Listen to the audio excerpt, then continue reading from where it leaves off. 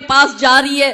क्या परिवर्तित हो गया ऐसा 700 वर्ष में कि जौहर कुंड में कूदकर उन्होंने त्याग किया।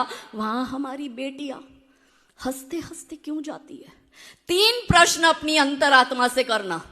पहला प्रश्न, जो हमारी बेटी हमारे घर में jeans, T shirt, frocks, short, skirt, midi, sleeveless, backless सब पहनती है, वही हमारी बेटी उस अब्दुल आफ्ताब के घर जाके बुर्खा पहनने को कैसे तैयार हो जाती है? ये पहला प्रश्न।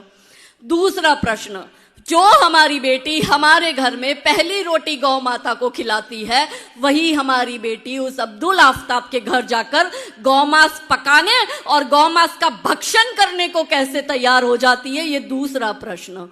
तीसरा और अंतिम प्रश्न, जो हमारी बेटी को अपने घर में अपने भाई बहन से ज्यादा कम शेयरिंग मिलता है ना, कि बेटियां कंप्लेंट करती है आपने भैया को ज्यादा दिया, मुझे कम दिया, दीदी को 2 जीन्स लाके दी, मुझे 1 जीन्स दी, दीदी को 200 रुपए वाली पहन दी, मुझे 180 रुपए वाली। छोटी मोटी नोकझोंक हर घर में हर भाई बहन में होती है। वही हमारी बेटी उस जिहादी के घर जाके 3-3 सौतनों के साथ रहने को कैसे तैयार हो जाती है? वो 4 निकाह करना उसमें जायज है। क्योंकि मेरे भोले भाले हिंदू भाई बहनों, ये ब्लैंक स्लेट है, कोरी पार्टी।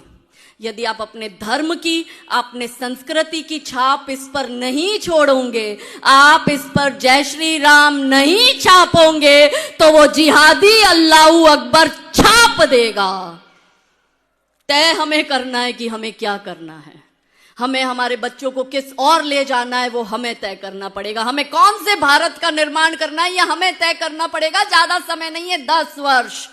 हम तो फिर भी हमारे बड़ों का श्राद्ध मना रहे हैं, शायद हमारे बच्चे भी हमारा श्राद्ध करें, लेकिन हमारे नाती पोते जो होंगे वो मुसलमान ही पैदा होंगे और वो कोई हमारा श्राद्ध मनाने वाले नहीं। वो हमें गालियां देंगे कि तुम ऐसा देश हमारे लिए छोड़ कर गए।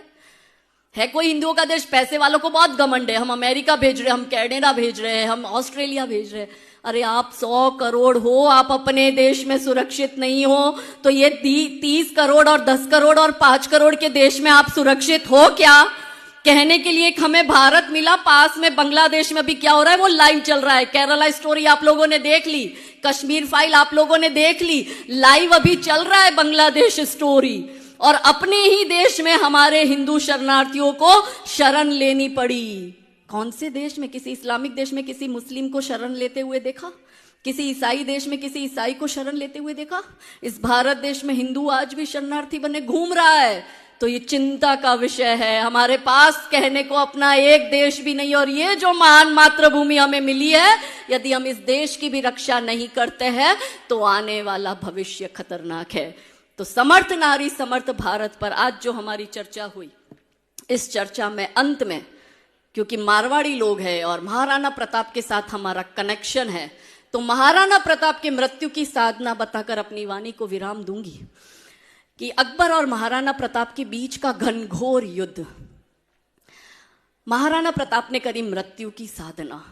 अकबर के साथ वो भी लोग थे जिनको अकबर के साथ रहना चाहिए था, और अकबर के साथ वो भी लोग थे जिनको महाराणा प्रताप के साथ रहना चाहिए था। इसमें 4 प्रकार के लोग आए। बुद्धिशाली लोग, जो कुछ हेल्प नहीं करते, वो फ्री का सजेशन देते, वो तब भी चलता था, वो अब भी चलता है। और कमजोर कायर डरपोक लोग जब खुद युद्ध में शामिल नहीं हो पाते, तो जो युद्ध लड़ रहा है उसका भी पैर खींचने की कोशिश करते हैं।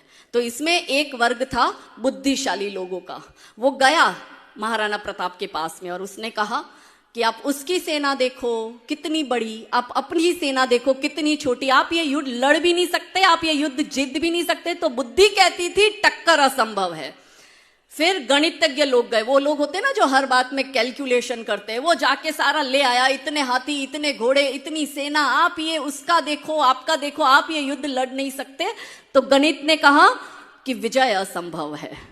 बुद्धि कहती थी टक्कर असंभव है, गणित कहता था विजय असंभव है। फिर तीसरी कैटेगरी थी समझदार लोगों की, तो उन्होंने कहा आप ये युद्ध किसी भी हाल में नहीं जीत सकते, इससे अच्छा है आप झुक जाओ, आप अकबर का आधिपत्य स्वीकार कर लो और अपना मेवाड़ अकबर को दे दो।